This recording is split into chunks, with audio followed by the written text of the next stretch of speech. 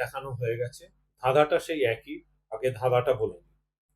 দুটো একটা চতুর্ভুজের চারটে কোণে যে চারটে সংখ্যা বসাতে হবে, এমন ভাবে বসাতে হবে যাতে পাশাপাশি অর্থাৎ একটা বাহু বরাবর তার দুপাশে দুই কোণে যে দুটো সংখ্যা থাকছে তাদের পার্থক্য হতে হবে 7। অর্থাৎ এটা এবং এটার পার্থক্য 7 হবে, এটা এবং এটার পার্থক্য 7 হবে, এটা এবং এটার পার্থক্য 7 হবে, আবার এটা এবং এটার পার্থক্য 7 হবে।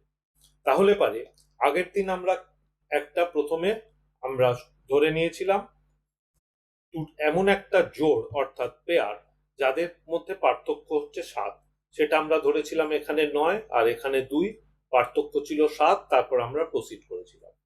আজকে প্রথমে দ্বিতীয় পর্বের প্রথমে সেই একই জিনিসটা আমরা নিয়ে নিই, 9 এবং 2 একই জায়গায় 9 এবং 2 আমরা লিখে নিই প্রথমে। তারপরে আমরা দেখি যে ব্যাপারটাকে অন্য আরো কিভাবে ভাবা যায়। এই বিভিন্ন রকম চিন্তাগুলো ছোটদের করাতে পারলে ওরা হয়তো লজিক গুলোকেও বিভিন্ন রকম ভাবে নিয়ে আসার চেষ্টা করতে পারে। তো এবারে 9 আর 2 এর পার্থক্য 7, এই লাইনটার দুপাশে যে দুটো সংখ্যা আছে তাদের মধ্যে পার্থক্য হয়ে গেল 7। আমরা আগের দিন কি ভেবেছিলাম না 2 এর থেকে ছোট পার্থক্য 7 হবে এরকম সংখ্যা তো আমরা এই মুহূর্তে পাচ্ছি না। 2 এর থেকে ছোট করতে গেলে আমাদের চলে আসবে 0, যেটা কিনা 2 কম, তার নিচে আর কমাতে আমরা পারবো না। তাহলে পারে এখানে আমাদের ভাবতে হবে সেই সংখ্যা যেটা কিনা 2 এর চেয়ে বড় এবং 7 বেশি। অর্থাৎ সেই 9 এখানে এনেছিলাম, আবার এই 9 এর সঙ্গে আমরা এখানে দেখেছিলাম যে 2 ছিল, তো পার্থক্য 7 ছিল, আমরা খুব স্মার্টলি এখানে 2 বসিয়ে দিয়েছিলাম এবং পুরো ব্যাপারটা আমাদের কাছে খুব সহজে হয়ে গেছে। এবারে আমরা আরেকটু অন্যভাবে ভাবছি। তাহলে 9 আর 2 এর মধ্যে পার্থক্য 7, ভালো কথা। 2 থেকে আমরা আর কমাতে পারছি না, কিন্তু 9 থেকে তো আমরা বাড়াতে পারি। 9 থেকে কমিয়ে 2, যাদের মধ্যে 9 আর 2 এর মধ্যে পার্থক্য এসেছিল 7। এবার 9 থেকে যদি আমরা বাড়াই তাহলেও তো এমন কোন সংখ্যা আছে 9 এর চেয়ে বড় যেটা কিনা 9 এর চেয়ে 7 বেশি। তাহলে সেই সংখ্যাটা আমাদের খুঁজতে হবে। তাহলে সেটা আর কিছুই না, 9 এর সাথে 7 যোগ করলেই আমরা পেয়ে যাব।